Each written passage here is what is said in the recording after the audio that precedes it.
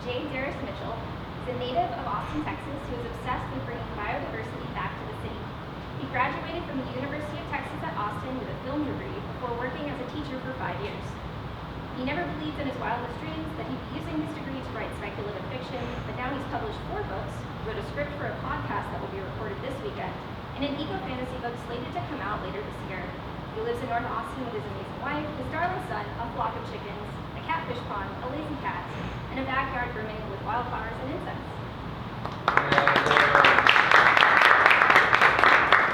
Good evening, everybody. Thanks for coming out. So this is my first reading, so I'm a little nervous, but I've done this for children before, so I think I'm just going to imagine you guys all as kids.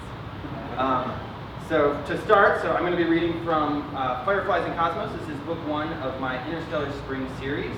So I'm dressed as one of the people from this book, so here's my pitch. I'm with the Institute. We sent unmanned spacecraft to 51 uninhabited planets, and we filled those with seed, spores, and eggs to start the terraforming process.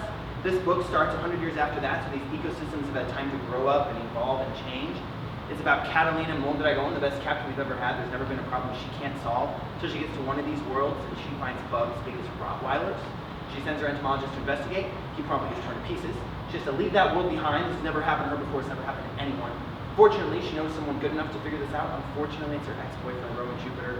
But she's like, a few bruised feelings are worth a planet. So she says, we're going back. And the Institute says, no, you're not. That's where the book starts. So that was no spoilers. I like to say that's just kind of chapter 1. I'm going to be reading from chapter 5 today. So the scene we're going to be reading from is Catalina and 2 of her crew members, Ikamon and Farah, have gone down to the surface. And they of this strange planet that has these massive bird domes, which are, it's going to start with a description of these weird things. And they're going to find this guy, Roman. I'm going to do my best to not talk too fast. And here we go. They followed the map on Ikamon's tablet down straight streets that ran between towering rectangular skyscrapers. High above the synthetic force field that served as a sky and glowed a harsh artificial blue. Catalina found herself wondering what could have possibly compelled Roman Jupiter of all people to live in a corporate bird dome. The cities had no natural bodies of water, no plants, and no insects. Catalina thought of them as huge factories where people moved to pretend like they were living somewhere more rugged than Earth 1, but in reality, the domes were far more sterile than Earth 1 had ever been. Housing people was the singular purpose of the bird domes, and in Catalina's opinion, even that they did poorly. There were no natural places, no plants, not even manicured lawns or carefully trimmed trees. The wealthy chose to live either in the towering heights of the buildings, tall enough to actually graze the artificial ceiling, or near the edge of the dome's shield, far from what realtors marketed as the energizing hustle and bustle of automated cars, trains, and grab buses. The corporations claimed the bird domes were far safer than living off the land and under the charter, and the data was beginning to support them. They'd only had one cataclysmic failure, a total system collapse on Texas that cost millions of lives, but that was over a decade ago, and the corps had fixed the anomaly, or so they claimed. Still, Catalina didn't trust the things. Bird domes felt claustrophobic to them, despite the towering buildings and faraway force field. They felt as if life went there to die. That was one of the reasons she loved her job so much, because she was upholding the charter and ensuring that people had the right to live off the soil and sea with their own 2 hands instead of clustered together in one of these prefabs. That was also one of the reasons she respected her crew so much. They were naturalists who detested sanitized dome life almost as much as they loved getting their hands dirty studying the wild ecology of the 51 seeded worlds. That passion was also one of the reasons she had fallen in love with Roman, and what made his residency here that much more troubling to her. The crew of the Artemis trekked past countless buildings distinguishable only by ever-increasing digits until they arrived at 143,571. Far more people than that lived on Bolotar. It was one of the inner planets, after all, and had been established decades before the corps had perfected their bird dome cities. Plenty of people still lived outside, fishing and farming for their sustenance, mining ore, trying to make something of themselves instead of just a data cruncher or pencil pusher for the big corps. Catalina's sighed.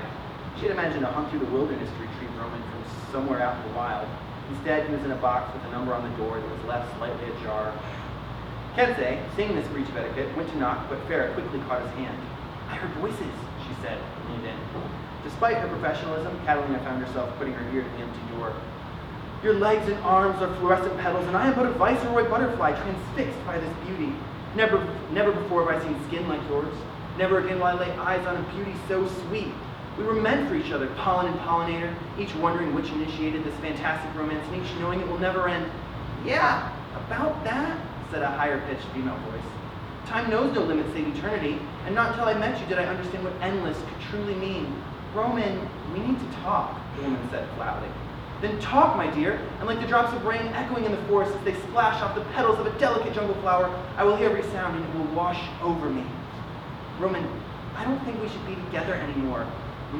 Captain, Kensei said and cleared his throat. Perhaps we should not. Shut up, Ken, this is going to be good, Ferris said and elbowed him in the ribs.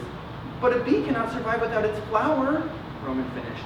That's the thing? You're always going on about bees, lightning bugs, spiders, but you live in this city with me? Maybe you belong out there, the woman said patiently. But my love, we've been over this. You detest the natural world. It's one of the reasons why you moved here, away from our nest of hammocks near the equator. Yes, you're right. I don't like the natural world, but you do. We don't have a lot in common. I mean, don't you miss the flowers? Even from outside, Captain Mondragon could tell the woman was annoyed. Yet Roman blithely answered, seemingly oblivious to her disinterest. Of course I do. That's why I brought a flower to you. Behold, our apartment can be filled with the sweet aromas of the jungle. Like the extinct monarchs of Earth 1, I can migrate back and forth between the jungle and our home, bringing gifts ever sweeter, until it feels that we are again in the wild. That's not legal, Roman. The cities are supposed to be clean. Her tone of voice made it sound as if they'd been over this many times before. This flower will but clean the air and leave a delicate aroma that is far sweeter than those ortho scents you insist on buying. You did get rid of those. They are artificial and entirely unappealing flavors, my buttercup. This lily, harvested deep in the rain canyons of the south, is far sweeter and more subtle than those manufactured odors. I don't want subtle. I want the ortho scent I bought. You stink, Roman, and your flower doesn't smell any better. I told you he stinks, Farrah hissed from outside.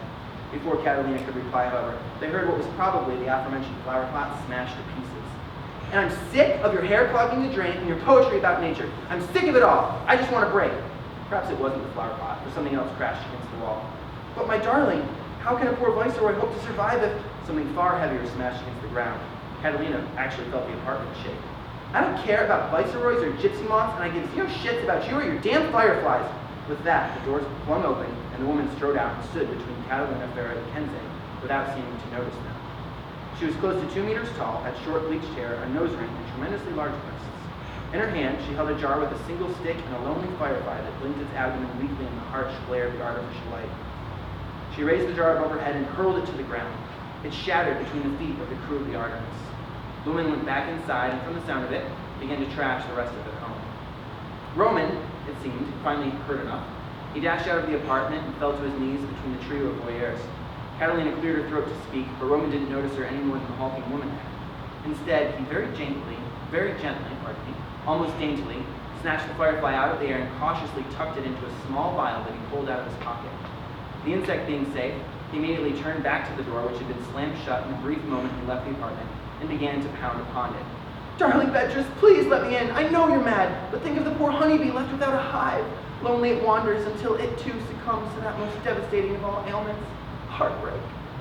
Beatrice had apparently heard enough of this, and now only wanted to listen to the sounds of whatever possessions Roman had once owned smashed to bits. Catalina, seemingly shaken from her stupor, put a hand on Roman's shoulder. Jupiter! He turned to face her, and it was as if she was meeting him for the first time all over again. He was tall and broad-shouldered, with unruly dark hair that managed to make his neat haircut look messy. His strong nose was a mountain between the two oceans that were his gorgeous brown eyes. He was clean-shaven, but already a healthy shade of stubble graced his cheeks. He looked at Catalina and for a moment said nothing, then grinned this big, wicked grin. With that smile, Catalina didn't feel as if she was seeing him for the first time. She remembered everything that smile meant to Roman. Skinny dipping in alien waterfalls, chasing fireflies into moonlit fields, and the glow of it aboard their last ship, the R.L. Carson, where they'd both been but crew, and against her better judgment, Catalina had slept with a junior officer. Sola, I haven't seen you since the trek between Tanagra and Bolitar. Catalina Solera, Shaman Dragon, remembered much of their time together, but she had forgotten that he'd always called her Sola. She might have lost it at that moment, thrown her arms around him despite all that he'd done to her, but then she heard something else smash inside the apartment, and she remembered precisely why she left. I see you're still with Beatrice. Roman nodded. She's amazing, so passionate. You dumped a cat for her, you callous idiot, Ferris said, before something smashed through the window, sprinkling the sidewalk with glass. Roman shrugged. Can a firefly be blamed for seeing another light in the distance? Can a butterfly taste but one flower? I need you, Catalina said, looking up into Roman's beautiful brown eyes and searching for some remnant of the passion he had once felt for her. Seeing nothing, she finished weakly. On my crew? I cannot leave her, Roman said. We need an entomologist. You're the only decent one we know, Farah said. Roman smiled at that. Perhaps the hypotheses are true. Even beetles can make honey if sufficiently coaxed. Damn it, Captain, I tried, but this is exactly the bullshit I'm talking about. He's got this bitch trying to kill him, and he's sticking around. Forget this, forget him, he'll never listen to reason. Come on, Ken. Igamon turned to go, but then spotted two men marching towards them in dark uniforms. Authority. Pardon me. Better not on stage. There weren't any police in Burbtones, not like there were on routes 1 through 5, but there were definitely people who were paid to make sure everyone else followed the rules. It seemed smashing one's apartment to pieces was against said rules. Perhaps you should go with the captain and let Beatrice calm down. It would be unfortunate if the authority found your Lampyridae and evacuated it, Ikamon said. This, finally, seemed to knock Roman from his trance. He glanced at the pocket that now housed the Firefly and then back to Catalina. That would be most unfortunate. I believe she's ready to lay eggs. It'd be a pity for those uncouth brutes to get their hands on her. They have no respect for the delicacy of life, none at all. Then come with me. We'll let Ikamon and Relcor handle them, and we'll go have a nice, quiet chat about your Lampyridae. Roman nodded, and Catalina grabbed his arm and led him away from the authority. No, officers, we are here to solve the problem, Farah said. It seems this poor woman is done with some loafer. We're here to pick up his things and get him outside of your fine dome. Farah finished as Catalina and Roman rounded the corner. And that's the end of chapter 5. So thank you all so much for listening. I have a podcast coming out. It's going to be a prequel to this. If you want to talk after the show, I also have a mailing list and a fantasy thing coming out, so I would love to chat more later. And thanks again to Malvern Books, and I'll let you introduce the author. Excuse me. Okay.